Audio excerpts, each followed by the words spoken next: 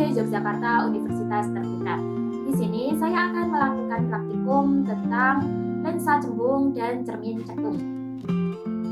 Untuk tujuan praktikum ini yaitu yang pertama menentukan jarak titik api lensa cembung, kedua menentukan kekuatan lensa cembung, ketiga menentukan jarak titik api cermin cekung. Untuk alat dan bahannya pada praktikum ini yang pertama layar, meja lensa cembung, cermin cekung, dan lilin untuk cahaya. Dan yang terakhir penggaris. Pada percobaan pertama menggunakan lensa cembung, langkahnya saya menyalakan lilin dan mengatur jarak antara lilin dan cermin. Jarak pertama mengatur 10 cm, kemudian saya mengatur layar sampai bayangan terlihat jelas dan tajam. Saya arahkan layar ke depan dan ke belakang sampai menemukan titik fokus bayangan paling jelas.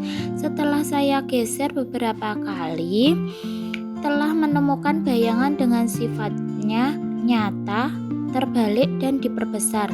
Untuk bayangannya terletak jarak 33 cm.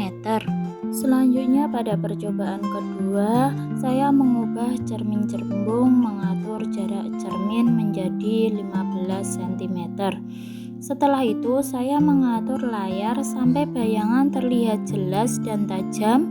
Saya arahkan layar ke depan, maka titik fokusnya terlihat jelas, terbentuk nyata, terbalik, diperkecil. Untuk bayangannya terletak jarak 25 cm. Untuk percobaan ketiga, saya mengubah cermin cembung mengatur jarak menjadi 20 cm. Setelah itu saya mengatur layar sampai bayangan terlihat jelas dan tajam. Fokus saya arahkan layar ke depan, kemudian mencari titik fokusnya. Bayangan terlihat jelas dan terbentuk nyata, terbalik, diperkecil. Untuk bayangannya terletak pada jarak 22 cm. Setelah jaraknya 20 cm, percobaan 4 saya mengubah cermin cembung pada jarak 25 cm.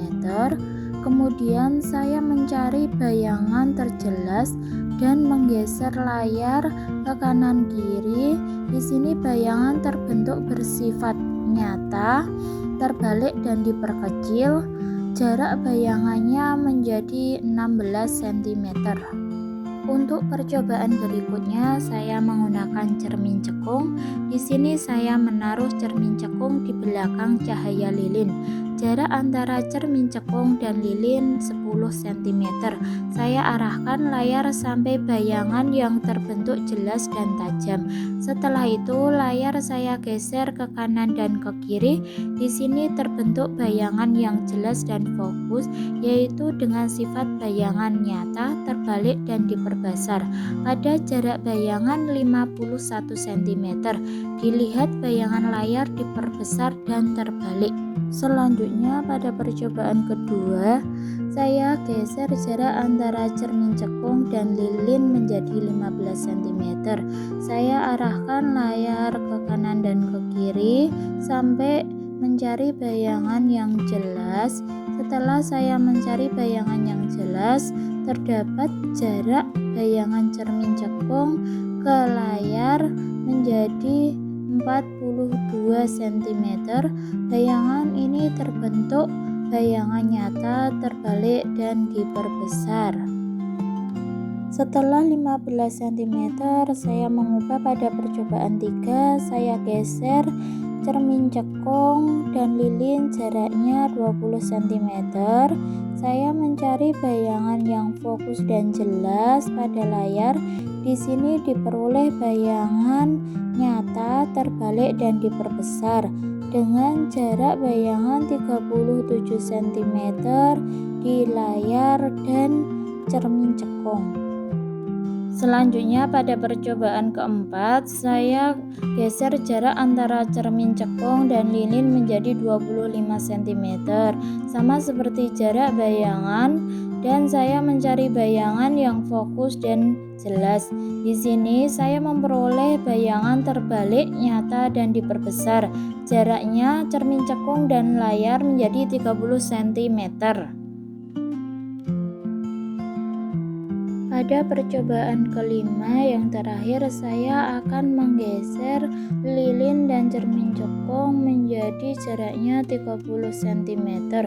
Dan saya juga mencari bayangan yang fokus dan jelas, maka terbentuk jarak bayangan tersebut menjadi 22 cm dan bersifat nyata, terbalik, dan diperkecil. Hasilnya